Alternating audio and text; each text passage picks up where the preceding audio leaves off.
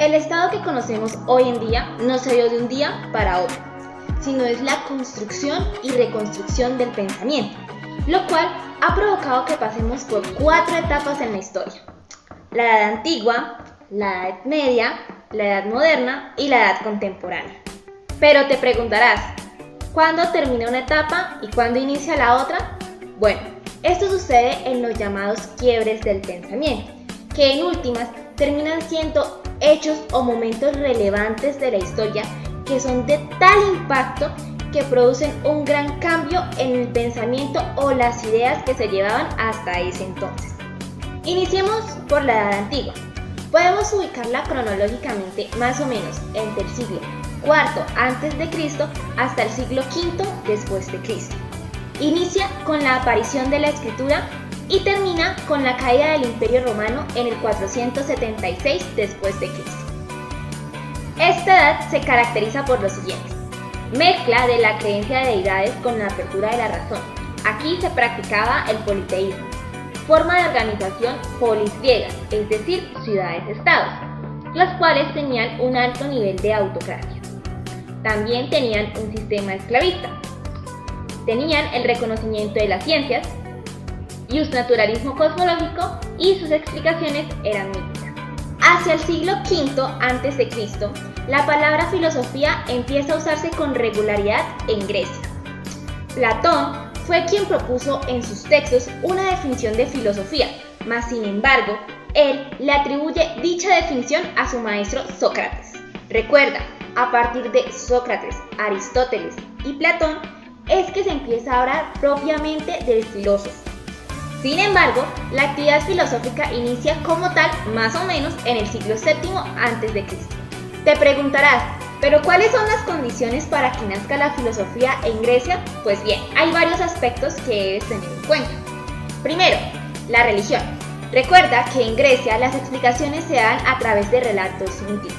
Además, existían 2 tradiciones religiosas: las olímpicas y las élficas. La tradición olímpica, relaciónala con esas películas que seguramente has visto como Troya, o a libros como la Ilíada y la Odisea de Homero. Es decir, habla de los dioses en forma humana. Por mucho tiempo, la poesía épica fue la enciclopedia de los griegos. Ahora, la tradición órfica. ¿De dónde proviene? Pues bien, estos se desprenden de los poemas del famoso Orfeo. El orfismo creía en la reencarnación como el medio por el cual el hombre podría liberarse de su cuerpo, puesto que éste estaba encarcelado en él. Ahora bien, otra condición fue la lengua. Los griegos lograron construir conceptos abstractos a partir de la herencia que les había dejado los fenicios de su escritura silábica. Esto es, que los griegos diseñaron un sistema fonético. La última condición, la organización política. De las llamadas polis proviene la palabra política. Además, los griegos fueron los creadores de la democracia. La filosofía nació gracias a las discusiones que se llevaban a cabo en las plazas públicas, que también se les conocían como ágoras. Por último, para finalizar con esta etapa, me gustaría mencionarles las escuelas que participaron durante esta etapa de pensamiento, que fueron los presocráticos, la filosofía clásica y la filosofía helenística. Continuamos con la Edad Medieval, la cual la podemos ubicar entre el 476 después de Cristo con la caída del Imperio Romano hasta 1492 con el descubrimiento de América. La filosofía medieval es el resultado de la combinación de 2 tradiciones. Por un lado, la filosofía griega, la cual se basa en la razón, y por otro, la tradición cristiana, la cual se basa en la fe. Continuemos con las características. Existe el reconocimiento de una organización dentro del Estado. Los poderes se conocían como estamentos en los cuales se encontraba el rey, el clero, los nobles, los burgueses y los campesinos. El sistema político era el feudalismo, es decir, existía un hombre poderoso al que se le conocía como el señor feudal, quien era dueño de grandes extensiones de tierra, y el vasallo, quien era el que trabajaba dichas tierras. Estos estaban regidos por un contrato llamado feudo, el cual las partes se obligaban a lo siguiente: el señor feudal daba unas tierras al vasallo para que las habitara y las trabajara. Además, le brindaba protección militar.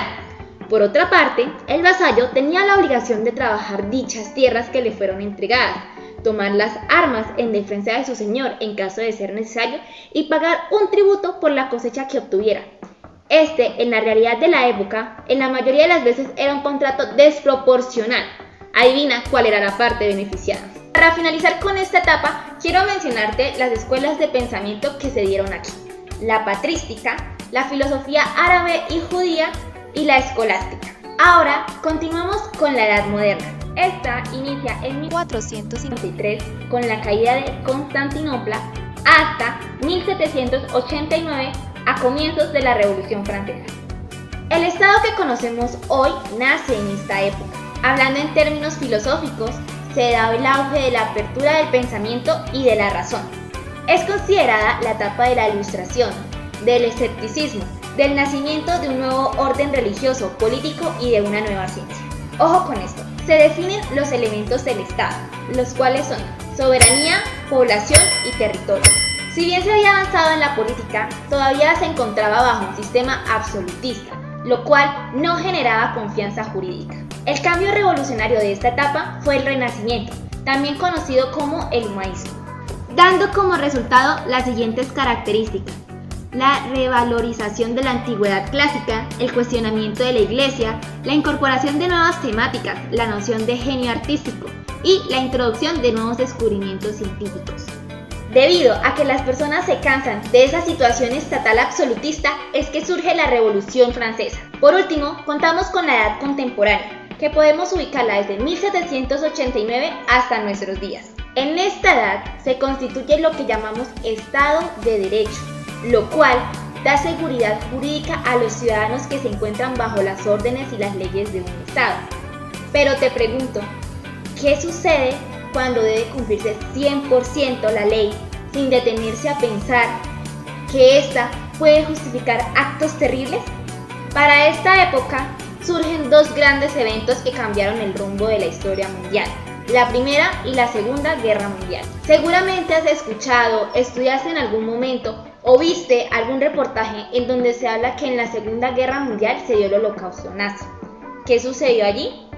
Bueno, cuando se empezaron a juzgar a los comandantes que estaban bajo las órdenes del partido nazi, ellos justificaron sus acciones bajo el hecho de que estaban cumpliendo con la ley, puesto que se encontraban en un Estado de Derecho. En virtud de ello, nace lo que hoy en día se conoce como Estado Social de Derecho, en donde no solamente se busca la seguridad jurídica de las personas, sino también el respeto de sus derechos humanos y de su dignidad.